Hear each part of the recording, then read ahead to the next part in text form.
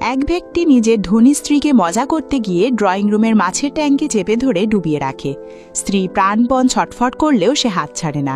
কিছুক্ষণ পর হঠাৎ তার শরীর নিস্তেজ হয়ে যায়, গলার গয়নাগুলো খুলে পড়ে যায়। তখন লোকটি বুঝতে পারে সে বড় ভুল করে ফেলেছে। দ্রুত তাকে ট্যাঙ্ক থেকে তুলে আনে, কিন্তু তখন অনেক দেরি হয়ে গেছে বলে সে মনে করে। স্ত্রীর নিথর দেহ দেখে সে ভয়ে কাঁপতে থাকে। বারবার ডাকলেও কোনো সাড়া মেলে না। নিজের অপরাধ লুকাতে সে লাশ প্লাস্টিকে মুড়ে নির্জন জায়গায় ফেলে দেওয়ার পরিকল্পনা করে। কিন্তু লাশ নিয়ে বের হওয়ার সময় পাশের বাড়ির এক প্রতিবেশীর সঙ্গে তার দেখা হয়ে যায়। ধরা পড়ার ভয়ে সে প্রতিবেশীকেও হত্যা করে। তারপর তার লাশ বাড়ির ভেতরেই ফেলে রাখে। ঠিক তখনই প্লাস্টিকের ব্যাগ নড়ে ওঠে। আসলে ধনী নারী মারা যায়নি, পানিতে ডুবে অজ্ঞান হয়ে পড়েছিল। কিন্তু এখন লোকটি ইতিমধ্যেই খুনি হয়ে গেছে, তাই সে আবারও নির্মমভাবে তাকে হত্যা করে। ঠিক সেই সময় ধনী নারীর বড় বোন নীলা বাড়িতে ফিরে আসে। অনেকক্ষণ দরজায় ডাকাডাকি করেও কোনো সাড়া না পেয়ে পেছনের দরজা দিয়ে ভেতরে ঢোকে।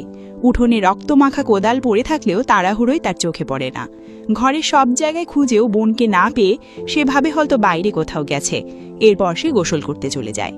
এদিকে মালি বড় একটি কাঁচি হাতে চুপিসারে বাড়ির ভেতরে ঢুকে পড়ে। ঠিক তখনই পাশের বাড়ির কুকুর জোরে জোরে ঘেউ ঘেউ শুরু করলে সে ভয়ে পালিয়ে যায়।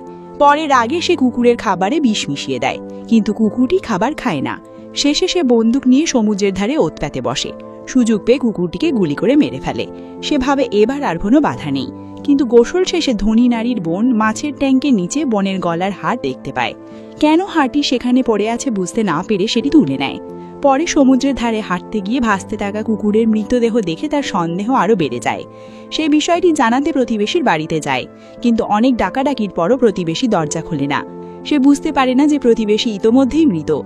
বাড়ি ফেরার সময় সে বোনের গাড়ির পেছনের অংশে কালো প্লাস্টিকের একটি অংশ আটকে থাকতে দেখে। সেটি খুলে দেখতে চাইলে মালি কাঁচি হাতে সেখানে এসে পড়ে। ভয়ে সে চমকে ওঠে।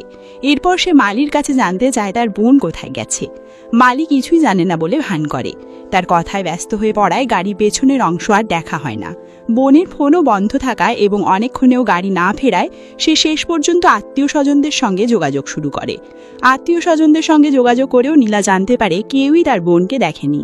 মন খারাপ করে সে বাইরে এসে মালির সঙ্গে কথা বলে। মালি তাকে সান্ত্বনা দিয়ে বলে বেশি চিন্তা না করতে, হয়তো কয়েকদিনের মধ্যেই তার বোন ফিরে আসবে। কথা বলার সময় সে অস্বাভাবিকভাবে নীলার কাঁধে হাত রাখে।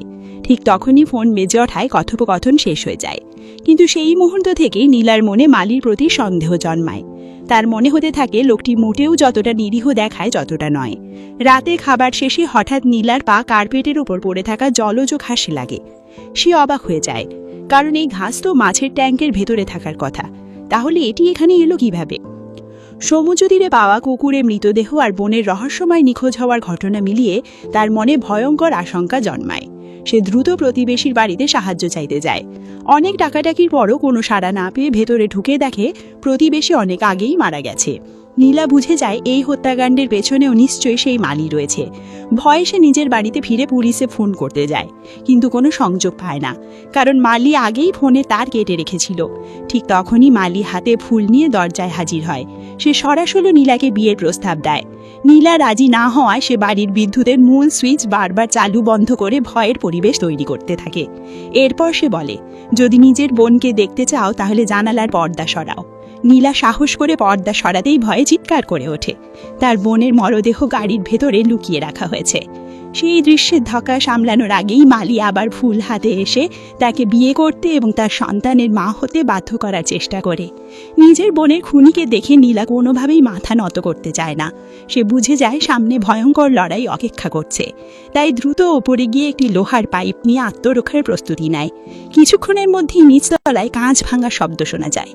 নীলা সাহস করে নিচে নেমে পাইপ নিয়ে মালির উপর আঘাত করতে থাকে। এতে সে বাড়ির বাইরে পালাতে বাধ্য হয়, কিন্তু মালি হাল ছাড়ার মানুষ নয়। সে একটি মই এনে দ্বিতীয় তলায় ওঠার চেষ্টা করে। শব্দ শুনে নীলা দ্রুত সেখানে পৌঁছে আবারও পাইপ দিয়ে আঘাত করে তাকে নিচে ফেলে দেয়। এতে মালি ভীষণ ক্ষিপ্ত হয়ে ওঠে। নীলা বুঝতে পারে এবার জীবন বাঁচানোর লড়াই আরও কঠিন হবে। সে রান্নাঘর থেকে ফুটন্ত গরম পানি এনে প্রস্তুত হয়। মালি আবার ভেতরে ঢোকার চেষ্টা করলে সে গরম পানি ছুঁড়ে মারে, কিন্তু মালি সরে যাওয়ায় পানি লক্ষ্যভ্রষ্ট হয়। এরপর সে নীলার চুল ধরে ফেলে। বিপদের মুহূর্তে নীলা তার হাত জোর করে গরম পানির কাছে ঠেলে দেয়। এতে যন্ত্রণায় মালি তার হাত ছেড়ে দেয়। ঠিক তখনই মালি একটি লোহার রড দিয়ে জানালার কাঁচ ভেঙে ভেতরে ঢোকার চেষ্টা করে। নীলা দ্রুত রডটি শক্ত করে ধরে সর্বশক্তি দিয়ে সেটিকে মোচড়াতে শুরু করে। লোহার হুকটি মালির বুকে গেঁথে যায়। এতে সে গুরুতর আহত হলেও পালিয়ে যায়। কিন্তু নীলার এই প্রতিরোধে সে আরও ক্ষিপ্ত হয়ে ওঠে। গাড়ি থেকে একটি বৈদ্যুতিক করাত বের করে দরজা কেটে জোর করে ভেতরে ঢোকার চেষ্টা শুরু করে। দরজা করাত দিয়ে কাটা হচ্ছে দেখে নীলা ভয়ে হতাশ হয়ে যায়। ঠিক যখন সে মনে করছিল আর বাঁচার উপায় নেই, তখনই বাইরে একটি পুলিশের গাড়ি এসে পৌঁছায়। পুলিশ দেখে মালি সেখান থেকে সরে যায়। টহলরত পুলিশ কিছুক্ষণ আগে চিৎকারের শব্দ শুনে সেখানে এসেছিল। সুযোগ পেয়ে নীলা সব ঘটনা খুলে বলে। সে জানায় তার বোন এবং পাশের বাড়ির প্রতিবেশী দুজনকেই সেই মালি হত্যা করেছে। সে পুলিশকে অনুরোধ করে যেভাবেই হোক খুনিকে আটক করতে। একজন পুলিশ সদস্য একাই বাইরে গিয়ে খুনিকে খুঁজতে শুরু করেন, কিন্তু তিনি বুঝতেই পারেননি মালি চুপিসারে তার পেছনে চলে এসেছে। কিছুক্ষণের মধ্যেই তার চিৎকার শোনা যায়। ঘরের ভেতরে থাকা অন্য পুলিশ সদস্য নীলাকে নিয়ে সোফার আড়ালে লুকিয়ে পড়েন। ঠিক তখনই বাইরে থেকে নিহত সহকর্মীর টুপি ছুঁড়ে ফেলা হয়।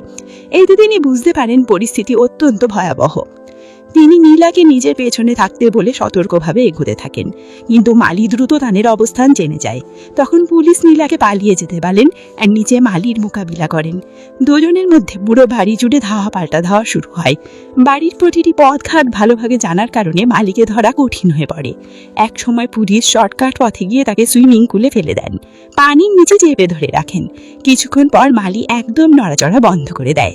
পুলিশ মনে করেন সে মারা গেছে, কিন্তু আসলে সে মৃতের ভান করেছিল। এরপর সে পুলিশের গাড়ি নিয়ে চারপাশে ঘুরে বেড়াতে থাকে। পুলিশের কণ্ঠস্বর নকল করে মাইকে নীলাকে ডাকতে থাকে। ঝোপের আড়ালে লুকিয়ে থাকা নীলা পুলিশের গাড়ি দেখে নিরাপদ ভেবে বেরিয়ে আসে। মালি তার ফাঁদ সফল হয়েছে দেখে আনন্দে হাসতে থাকে।